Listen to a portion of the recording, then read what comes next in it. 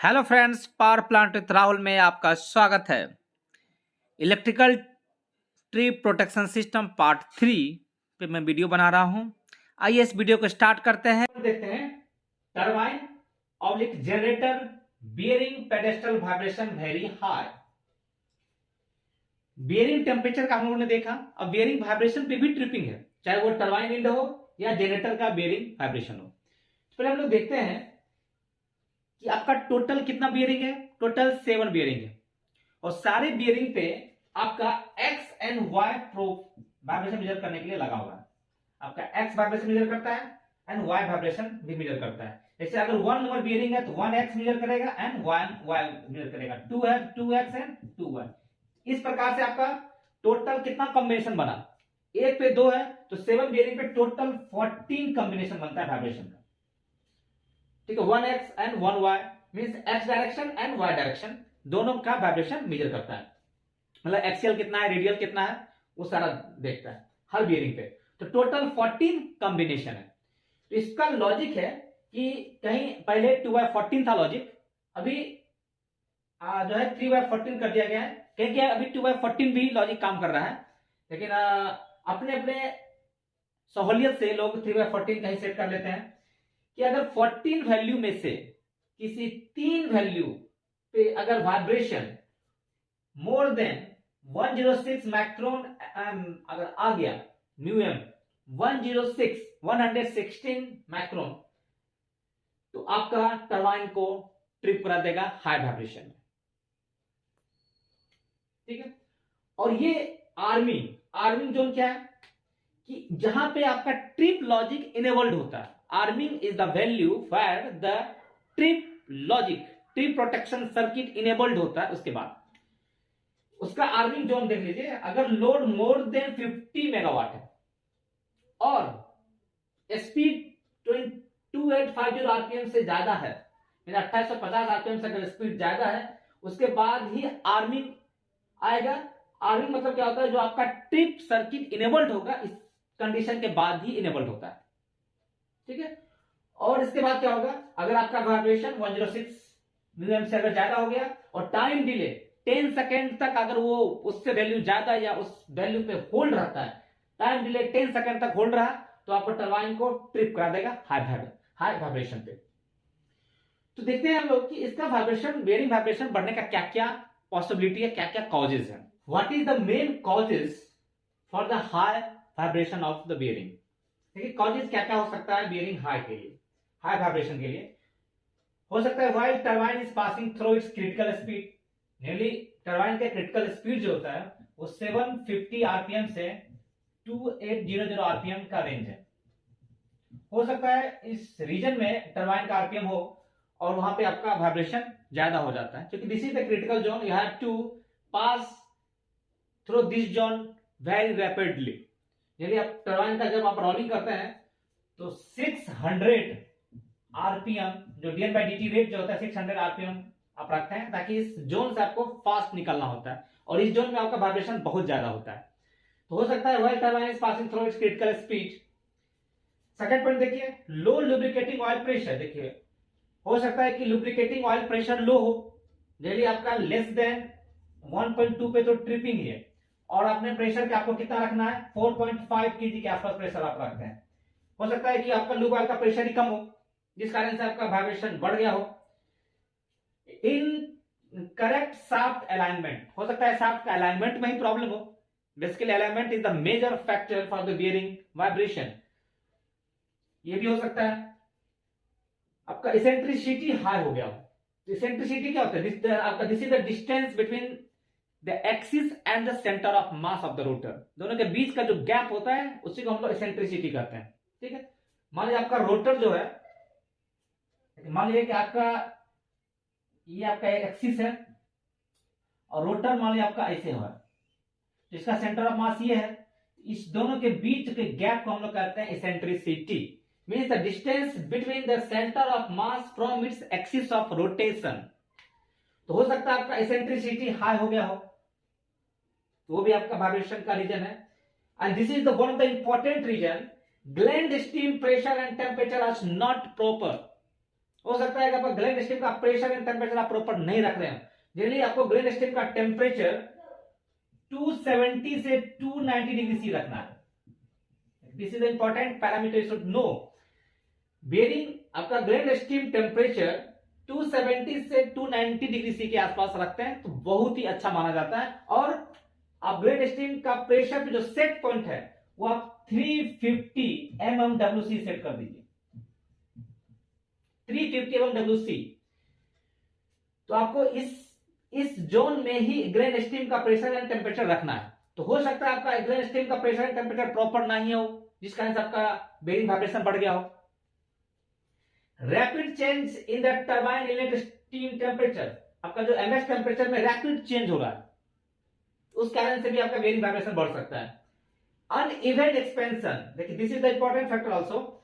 आपका high temperature पे आपका केसिंग भी एक्सपेंड करता है एंड रोटर भी एक्सपेंड करता है, और आपका एक डिफरेंशियल एक्सपेंशन होता है। This is the difference between the rotor expansion and the casing expansion. तो वो हो सकता है आपका हाई डी, आपको डी मतलब क्या होता है, डिफरेंशियल एक्सपेंशन। आपका डिफरेंशियल एक्सपेंशन हाई हो गया हो and temperature difference between top and bottom of the SP turbine and the IP turbine, top and bottom का टेम्परेचर डिफरेंस भी एक हम लोग लिमिट में रखते हैं, उस लिमिट से हो सकता है ज्यादा हो गया हो, जिस कारण से आपका एक्सपेंशन अनइवन हो गया हो। देखिए एक्सपेंशन आपका इवन होना चाहिए, क्योंकि आपका fix blade and the moving blade के बीच का गैप बहुत ही कम रहता है। तो आपका क्या है, रोटर भी एक्सपेंड कर रहा है, केसिंग भी एक्सपेंड करता है। तो आपका अगर ज्यादा डिफरेंशियल एक्सपेंशन हो गया तो आपका रविंग का चांस हो जाता है, तो उस कारण से आपका वाइब्रेशन भी बढ़ सकता है। तो ये आपका कॉजेज हो सकता है। And if you allow the machine to run at a high vibration, then आपका बेयरिंग डैमेज हो सकता है, शाफ्ट डैमेज हो सकता है, और आपको you have to replace all the bearings of the turbine. आपका एसेंट्रिसिटी हाई हो जाएगा, सेंट्रीफ्यूगल फोर्स जितना ज्यादा बढ़ेगा एसेंट्रिसिटी आपका हाई हो जाएगा। तो आपको इसलिए हाई वाइब्रेशन पे टरबाइन को तुरंत ट्रिप करा देना है। अगर आपका मान लीजिए कि एक पॉइंट पे बढ़ रहा है तो ज्यादा मैटर नहीं करता है। आपका इसका लॉजिक 3/14 है। और इसमें एक चीज ये भी है, अगर किसी का एक्स बढ़ रहा है तो वाई भी चांसेस है कि बढ़ेगा। तो इसलिए लॉजिक 3/14 है और कहीं कहीं 2/14 भी लॉजिक है। तो ये आपका मेन रीजन है टरबाइन हाई वाइब्रेशन का। और हाई वाइब्रेशन पे 106 μm से अगर ज्यादा हो गया बेयरिंग वाइब्रेशन तो टरबाइन को ट्रिप कर देता है। और एक चीज और इसमें अलार्म वैल्यू भी है, अलार्म वैल्यू है 84 μm।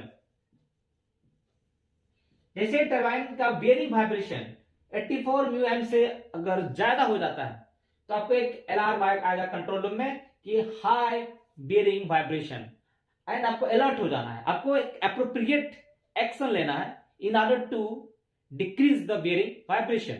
8th पॉइंट देखते हैं, टरबाइन और generator absolute shaft vibration very high. ठीक है, इससे पहले हम लोग बेयरिंग वाइब्रेशन पढ़े थे, अभी आपका शाफ्ट वाइब्रेशन, रोटर शाफ्ट का वाइब्रेशन। तो इसका भी सेम आर्मिंग जोन है, लोड ग्रेटर देन 50 मेगावाट और स्पीड 2850 आरपीएम से अगर ज्यादा होगा तभी आर्मिंग होगा। अभी आर्मिंग आप समझ चुके हैं कि इसके बाद ही आपका ट्रिप सर्किट इनेबल्ड होता है।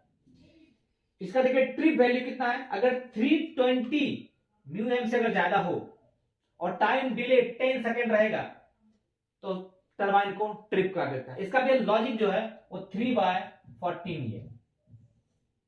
जैसे आपका 7 बेयरिंग है उस प्रकार से 1x 1y शाफ्ट का भी है, शाफ्ट का भी 1x है, शाफ्ट का भी 1y। तो जितना भी 7 है तो 7 × 2 14 आ जाता है। तो इसका भी लॉजिक वही है 3/14। अगर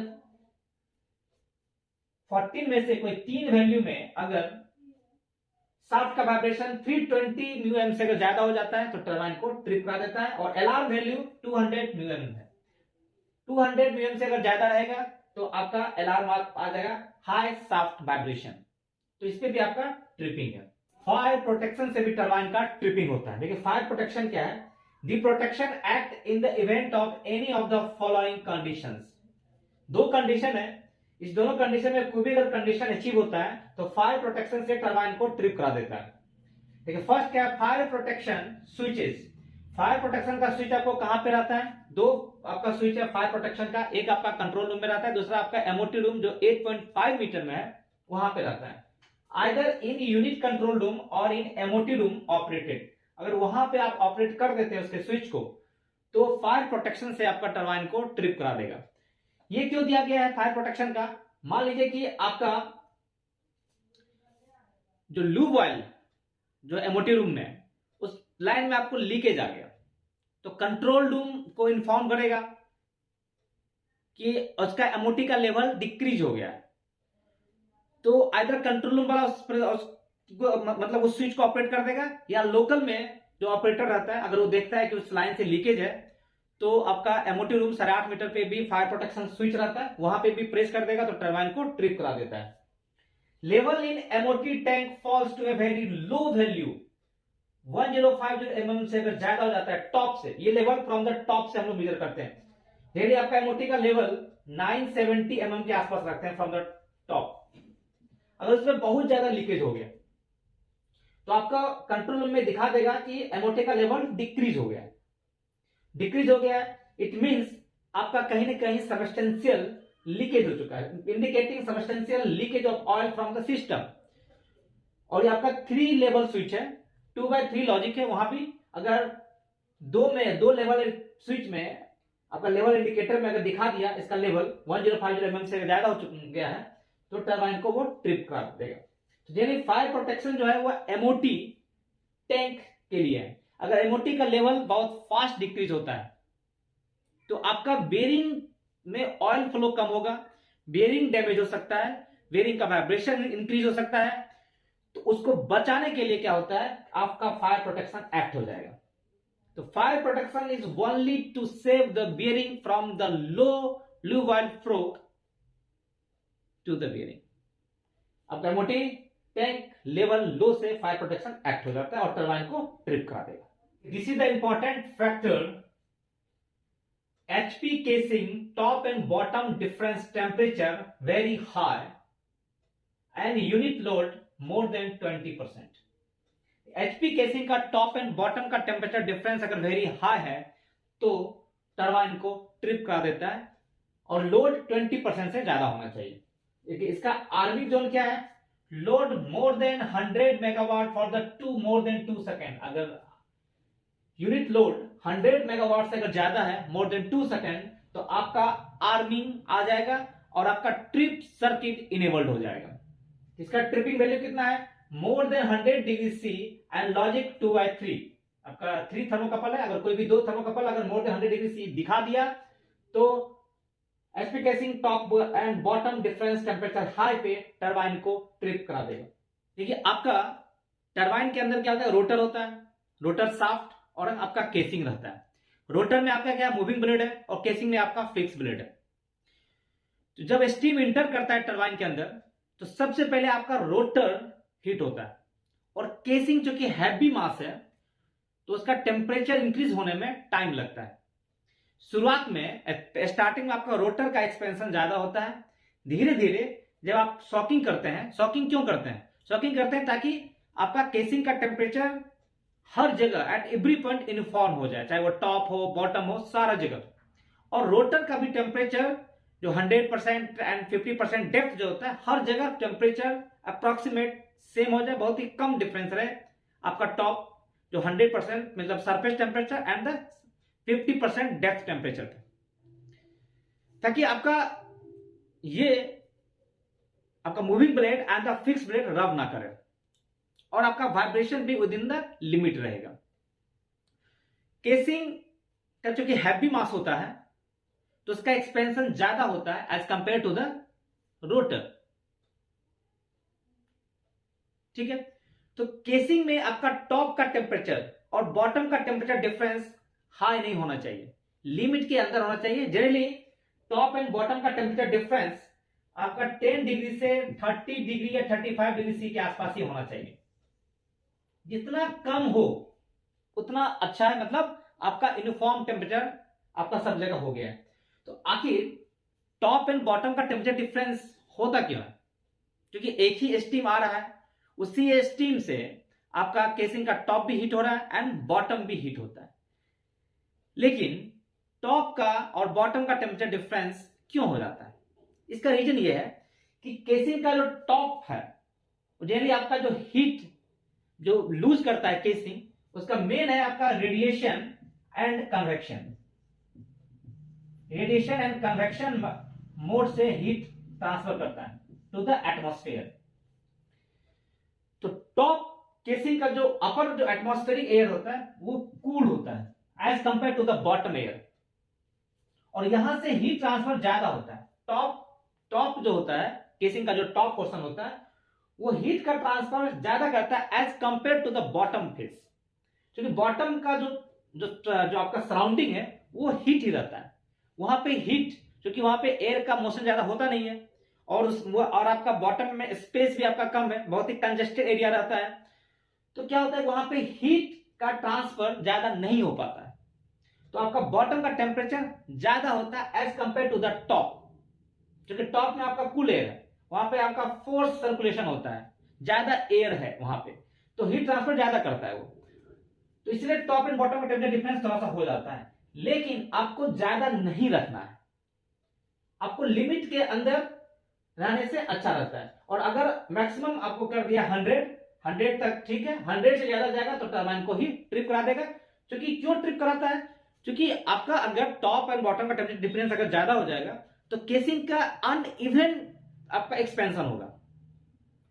बॉटम ज्यादा एक्सपेंड करेगा, टॉप कम एक्सपेंड करेगा, तो फिर तो जान ही रहे कि आपका टॉप एंड आपका जो मूविंग ब्लेड फिक्स ब्लेड में गैप बहुत कम रहता है, तो रबिंग होने का चांस रहेगा, वाइब्रेशन बढ़ जाएगा। तो इसलिए 100 डिग्री पे जैसे गया आपको टरबाइन को ट्रिप करा देता है। एचपी केसिंग की तरह आईपी केसिंग में भी ये कंडीशन है।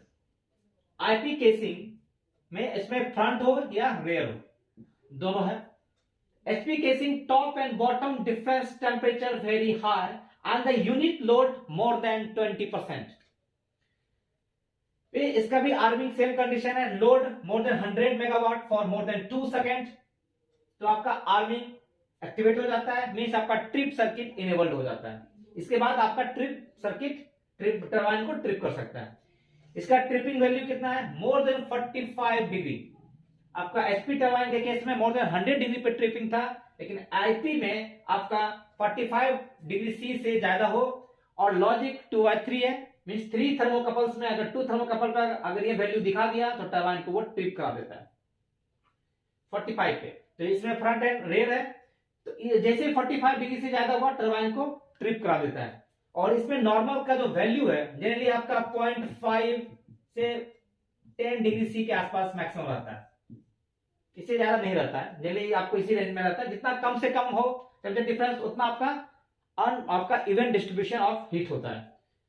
MFT operated main fuel trip, अगर एमएफटी ऑपरेटेड हो जाता है, आपका 3 उसका स्विच है, 3 में से अगर कोई 2 भी आप उसको प्रेस कर देते हैं तो एमएफटी ऑपरेटेड से आपका टरबाइन को ट्रिप करा देता है। और एक आपका इमरजेंसी पुश बटन है, आपका सीआरटी पैनल में भी आपका इमरजेंसी पुश बटन है और आपका लोकल में भी है, अगर उसको ऑपरेट कर देते हैं तो टरबाइन को ट्रिप करा देगा। This is all about the electrical tripping system of turbine protection system. तो अभी तक आप लोगों ने हाइड्रोलिक प्रोटेक्शन सिस्टम के बारे में पढ़ा और इलेक्ट्रिकल ट्रिपिंग सिस्टम का फुल डिटेल क्या क्या इसमें सारा पॉइंट्स होता है उस पॉइंट्स के बारे में आप लोगों ने देखा। तो वीडियो को आप देखें, काफी यूजफुल है और नॉलेजेबल होगा। अगर कोई भी डाउट हो तो कमेंट करें, कमेंट में मैं आपको रिप्लाई दूंगा। और वीडियो अगर पसंद आए तो लाइक, सब्सक्राइब एंड शेयर करना ना भूलें। Thank you.